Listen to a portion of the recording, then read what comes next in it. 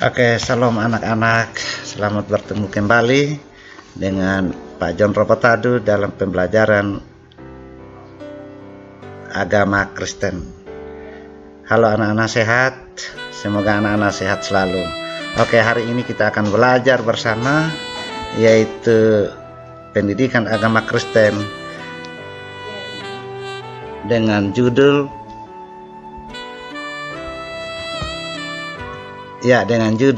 Roh Kudus penopang hidup orang beriman. Kompetensi dasar yang kita belajar hari ini adalah menganalisis peran Roh Kudus dalam kehidupan orang beriman.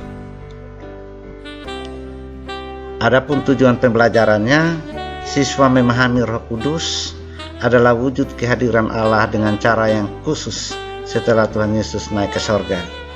Kemudian yang kedua, siswa dapat menyebutkan peranan Roh Kudus dalam gereja perdana. Yang ketiga, siswa dapat mengungkapkan bagaimana Roh Kudus berperan dalam kehidupannya sehari-hari di masa kini dan di dalam kehidupan gereja. Anak-anak sekalian, sebelum kita melanjutkan pembelajaran ini, mari kita awali dengan doa. Bapa di surga, kami bersyukur padamu pada pagi ini karena kami mau belajar Tuhan.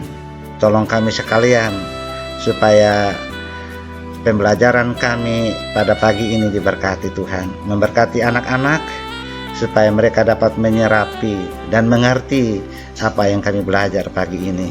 Di dalam nama Yesus kami berdoa. Amin. Oke anak-anak, kita lanjut.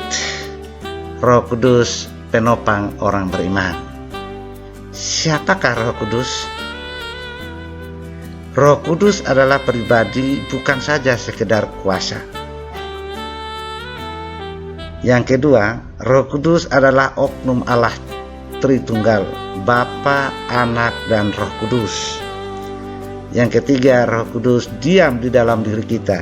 Kita bisa baca dalam 1 Korintus 6 ayat 19 yang berkata, tubuh kita adalah bait Allah. Roh Kudus dalam bahasa Ibrani ruach atau napas.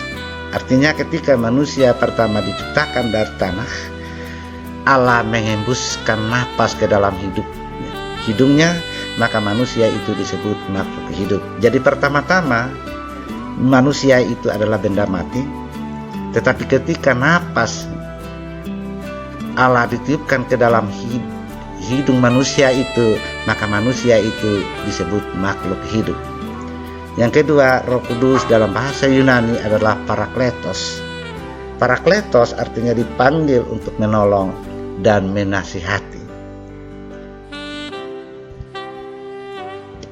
Oke, ada 4 karya Roh Kudus. Yang pertama, melahirbarukan, artinya memperbarui hidup. Manusia itu diperbarui hidup tiap-tiap hari itu karena Roh Kudus bekerja. Kemudian yang kedua, memampukan, memberi kuasa roh. Manusia tidak punya kemampuan. Jadi Roh Kudus lah yang memberi manusia kemampuan untuk berbuat baik. Kemudian yang ketiga, mengarahkan, yaitu menuju kebenaran. Manusia mengenal kebenaran atau melakukan kebenaran yang Tuhan inginkan itu karena pekerjaan Roh Kudus. 4, menumbuhkan, yaitu buah-buah roh. Sukacita, damai sejahtera, kedamaian, itu adalah buah-buah roh yang Allah buat di dalam diri manusia supaya manusia itu melakukan kebaikan. Bisa dibaca buah-buah roh itu ada dalam Efesus pasal 5. Oke, lanjut. Karunia Roh Kudus tertulis dalam Yesaya pasal 11 ayat 2. Roh Tuhan ada padanya, roh hikmat dan pengertian, roh nasihat dan roh keperkasaan, roh pengenalan dan takut akan Tuhan. Jadi Roh Kudus anak-anak bukan saja ada pada zaman perjanjian baru.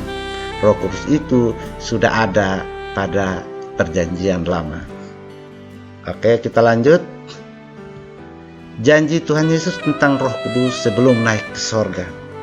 tertulis dalam Yohanes pasal 14 ayat 26. Tetapi penghibur, yaitu Roh Kudus yang akan diutus oleh Bapa dalam namaku, dialah yang akan mengajarkan segala sesuatu kepadamu dan akan mengingatkan kamu akan semua yang telah kukatakan kepadamu. Artinya, ketika Tuhan Yesus meninggalkan murid-murid, dia berpisah dengan murid-muridnya. Tuhan Yesus berjanji bahwa murid-murid tidak akan dibiarkan sebagai yatim piatu. Tuhan Yesus akan mengirim untuk sebagai pengganti Tuhan Yesus secara fisik, yaitu Roh Kudus, untuk menguatkan para murid. Dan itu tertulis dalam Yohanes pasal 14 ayat 26. Dan buktinya murid-murid menerima Roh Kudus pada hari Pentakosta di Yerusalem. Mengenal Roh Kudus sebagai pribadi ketiga dari Tritunggal. Dalam ajaran Kristen, Roh Kudus diakui sebagai pribadi yang ketiga dari Tritunggal setelah Allah Bapa dan Allah Anak atau Yesus Kristus.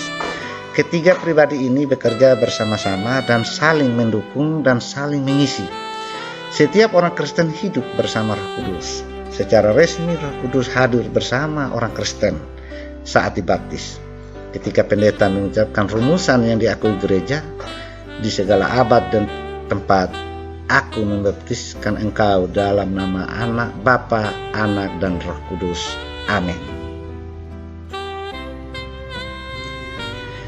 Di sini perlu diberikan catatan bahwa pemahaman gereja-gereja tentang Roh Kudus tidaklah sama. Di kalangan gereja-gereja tertentu, peranan Roh Kudus dan karunia-karunianya sangat ditekankan. Misalnya, karunia untuk menyembuhkan, bernubuat, berbahasa roh, dan lain-lain. Sementara di kalangan sebagian gereja lainnya, Roh Kudus sepertinya kurang mendapat penekanan yang cukup besar. Ini sebenarnya bukanlah sebuah masalah yang baru muncul akhir-akhir ini. Di masa gereja perdana, masalah ini sudah muncul, khususnya ketika di jemaat Korintus. Rasul Paulus memberi nasihatnya bahwa ada 3 hal yang paling utama bagi orang Kristen, yaitu iman, pengharapan, dan kasih. Yaitu pertama Korintus 13 ayat 13. Dengan demikian, kata Rasul Paulus, janganlah kita mempertengkarkan masalah ini, dan sebaliknya biarlah kita mengutamakan apa yang terpenting bagi kita, yaitu iman, pengharapan, dan kasih. Yang lebih besar dari semua itu adalah kasih. Percuma orang memberikan semua harta bendanya, tapi kalau tidak didasari kasih, itu sama dengan bohong.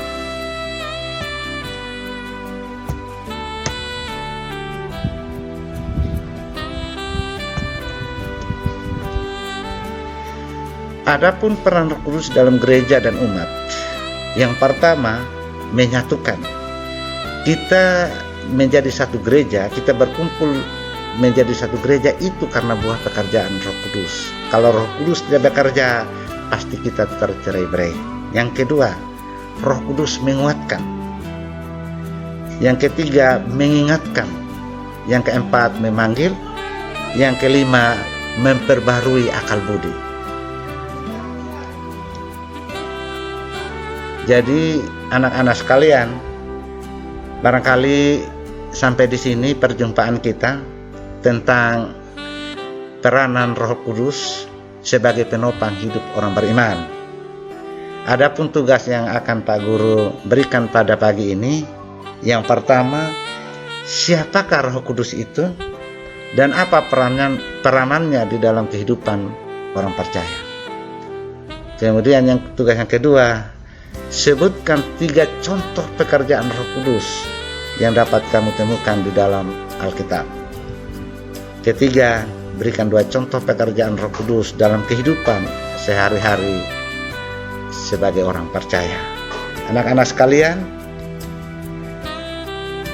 tugas ini diharapkan anak-anak kerjakan dan Pak Guru akan jemput, atau anak-anak langsung kirim lewat Pak Guru punya WA pribadi. Jangan WA grup. Oke, sampai di sini perjumpaan kita dalam pembelajaran kita pagi ini. Sekian dan terima kasih. Mari kita berdoa. Bapa di surga, Terima kasih Engkau telah menyertai kami dalam pembelajaran pagi ini.